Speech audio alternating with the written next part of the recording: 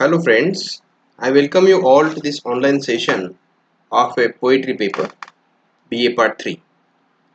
I have discussed in the last few sessions about the Victorian age. We discussed in detail about the social, cultural, political, economic milieu of the age. We also discussed about the literary tendencies created or produced due to this socio-cultural milieu. So in the last session we started discussing about the major contributors of Victorian age. And while discussing the major contributors of Victorian age, we have to discuss first poet, that is Alfred Lord Tennyson. This poet is a representative poet of this period. Why this poet, that Tennyson, is called as a representative of this particular poet? Because this poet reflect everything about it, represent the tendencies of the Victorian age. It shows the influence of Victorian age on his literary enterprises. So this poet is called as a representative poet of a Victorian age. Most of the literary historians have also categorized this Victorian age as the age of Tennyson. So you can understand the significance of Tennyson, because Tennyson has not only proved himself as one of the inspiration to his contemporaries or one of the influential factors on art of poetry produced in his age, but he also remained one of the most important source of inspiration to throughout the history. So till today you can see this poet is prescribed to us, so you can understand his significance. So let us begin discussing this poet. So Alfred Lord Tennyson, we will see this first. Early life. See, this is a Wikipedia. Tennyson was born on 6 August 1809 in Somersby, Lincolnshire, England. He was born into a middle-class family distinctly descended from John Savage, second Earl Rivers. So you can understand that he is a poet from a middle-class family, born in 6 August 1809. So and lived in Somersby, Lincolnshire, England. You can see Somersby is a city uh, in the East Lindsey district of a Lincolnshire, England. So this is where this poet born and brought up. So his father, this is a very influential point here, that his father George Clayton Tennyson was an Anglican clergyman who served as a rector of a Somersby, also rector of a Bennyworth and Bag Enderby, and vicar of Grimsby. So you can understand that he is a rector. So and as a result of that, as a result of his profession, you can see this man, this rector, raised a large family and was a man of superior ability and varied attainments, who tried his hand with fair success in architecture, painting, music, and poetry. He was comfortably well off for a country clergyman, and his shrewd money management enabled the family to spend summers at Mablethorpe and Skegness on the eastern coast of England. So this sentence you can see why Tennyson becomes a so influential, significant poet, because he also inherited all these things from his father. His father has tried his hand with a fair success in architecture, painting, music, and poetry. So this this also influences, or this also cultivates the aesthetic sense in Alfred. So this point is very significant one. Then Alfred Tennyson's mother, Elizabeth Fytech, was the daughter of a Stephen Fytech, vicar of St. James Church, Louth, and rector of Whitcall, a small village between Horncastle and Louth. Tennyson's father carefully attended to the education and trained of his children. So this all these things are very important or significant in child's life. You can understand his early life, his early childhood was influenced by his father, by his maternal uncle, and the atmosphere in the home. So this is what is a significant atmosphere or a significant influence over the uh, Alfred Tennyson. The Tennyson and two of his elder brothers were writing poetry in their teens, and a collection of poems by all three was published locally when Alfred was only 7. One of those brothers, Charles Tennyson Turner, later married Louise Selwood, the younger sister of Alfred's future wife. The other was Frederick Tennyson, another of Tennyson's brother. Edward Tennyson was institutionalized at a private asylum. So all these Edward Tennyson was institutionalized at a private asylum. We will discuss all these things. See, uh, this Charles Tennyson and Turner, these two brothers published a poem, published a collection of poems. Though it was a privately published, though it was a privately uh, circulated, it is also mentioned. Most of the authors mentioned it in the Lord Tennyson's literary career.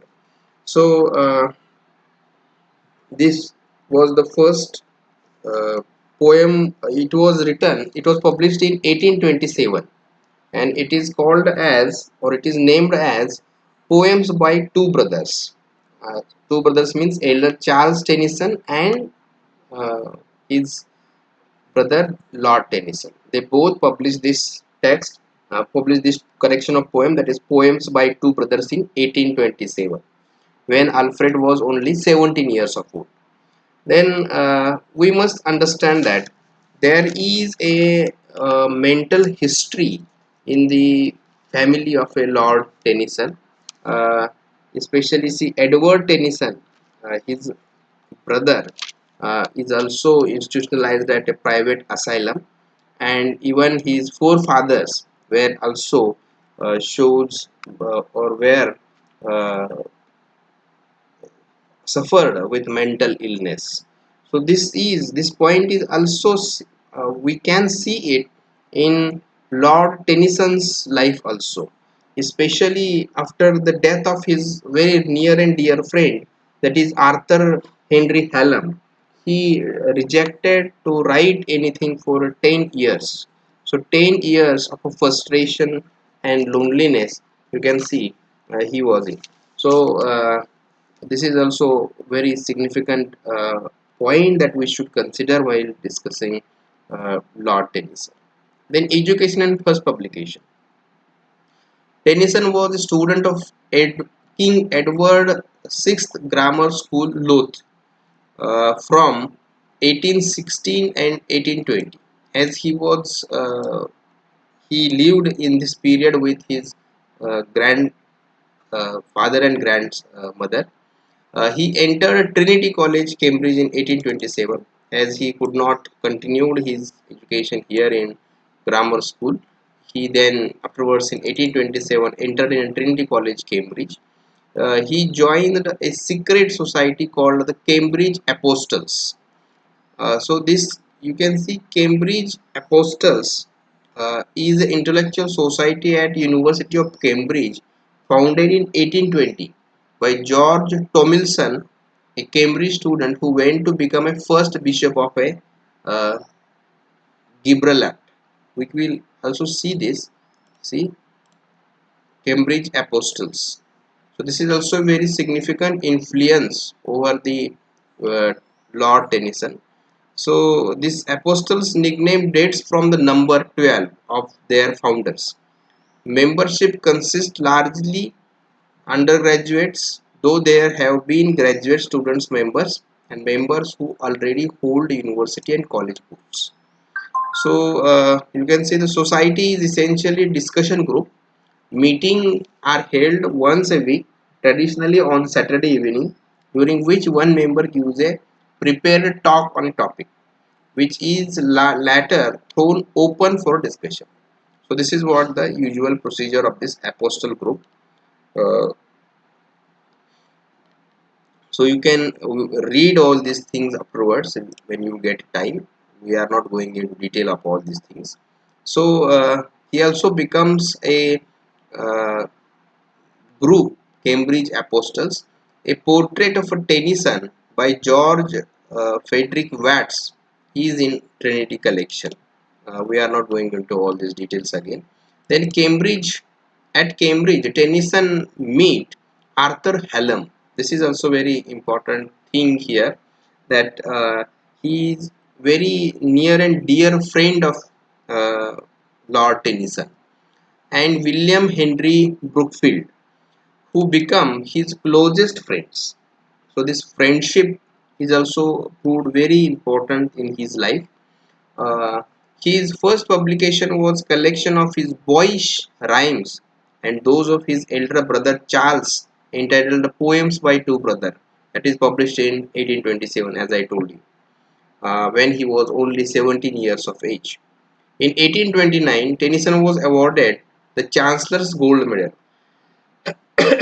at Cambridge for one of his first pieces, that is Timbuktu. Many times this spelling is also mentioned as Timbuktu. Especially the Lord Tennyson also mentioned that spelling, that TW, Timbuktu. Uh, it was in 1929. It was first published in 1929. Sorry, it received a, or it gained a Chancellor's Gold Medal in 1829. Reportedly, it was thought to be no slight honor for a young man of 20 to win the Chancellor's Gold Medal. So this was a very prestigious kind of you know, prize Tennyson achieved in his early 20s. He published his first solo collection of poems, poems chiefly lyrical, in 1830. So after 1829, he published 1830.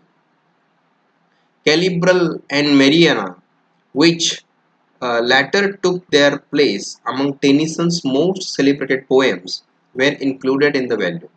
Although decried by some critics as overly sentimental, his verse soon proved popular and brought Tennyson to the attention of well-known writers of the day, including S.T. Coleridge. So you can understand that he started gaining the social and critical attention at the very early age. So, in 1830, poem chiefly lyrical was published. So, Calibral and Mariana was published afterwards, included in this collection. So, we understood that at the very early age, Tennyson received a critical attention, or the attention from the people. So then returned to Lincolnshire, second publication, Epping Forest. Let us see. In the spring of 1831, Tennyson's father died. So requiring him to leave Cambridge before taking his degree. So this is what the reason that 1831 he returned from Cambridge without taking any degree due to his father's death. He returned to the rectory, where he was permitted to live for another 6 years and shared the responsibility for his widowed mother and the family. So this is what very important turmoil in his life.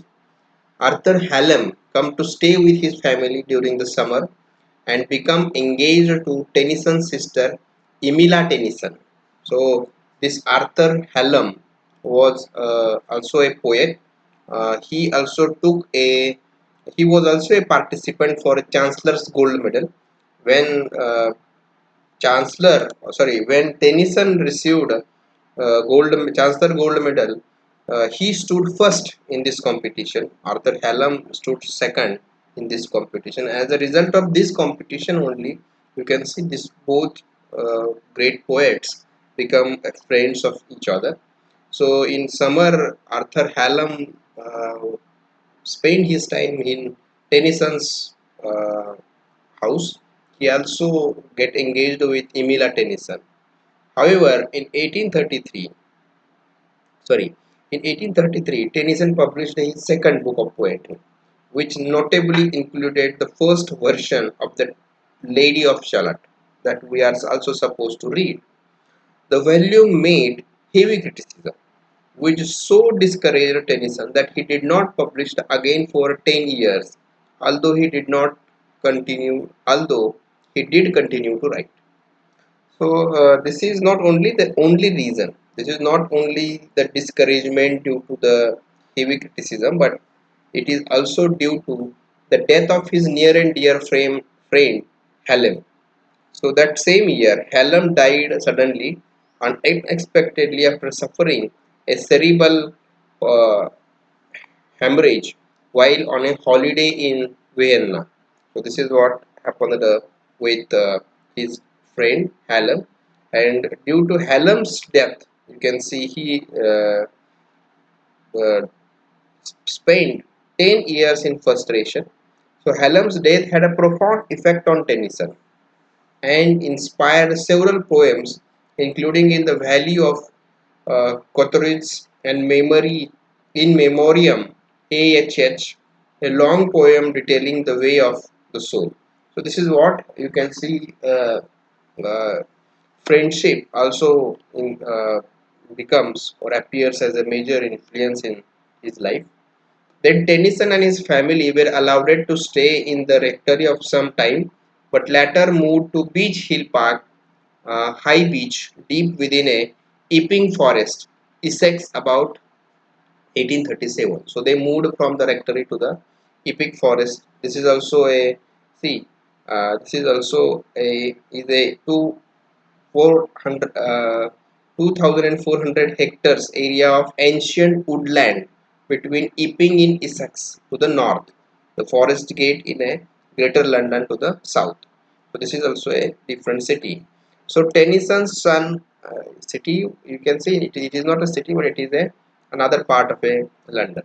So recalled Tennyson's son recalled there was a pond in the park on which in winter my father might be seen skating, sailing about on the ice in his long blue cloak. He liked the nearness of London, whither he restored to see his friends, but he could not stay in town even for a night, his mother being in such a nervous state that he did not like to leave her. So this is what you can see is a uh, period in 1837.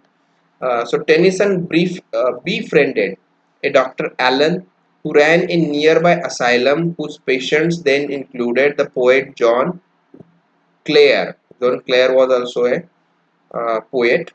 An unwise investment in Dr. Allen's ecclesiastical wood-carving enterprise soon led to the loss of much of the family fortune and lead to about a serious depression. So this is also one of the reason that why uh, Tennyson could not publish for 10 years. So Tennyson moved to London in 1840 and lived for a time at Chapel House, Twickenham. So this is another third. So we will continue this third publication in the next session. We will go in detail about his life and try to understand his literary inspiration. So we will stop here and continue the same in the next session. Thank you for listening.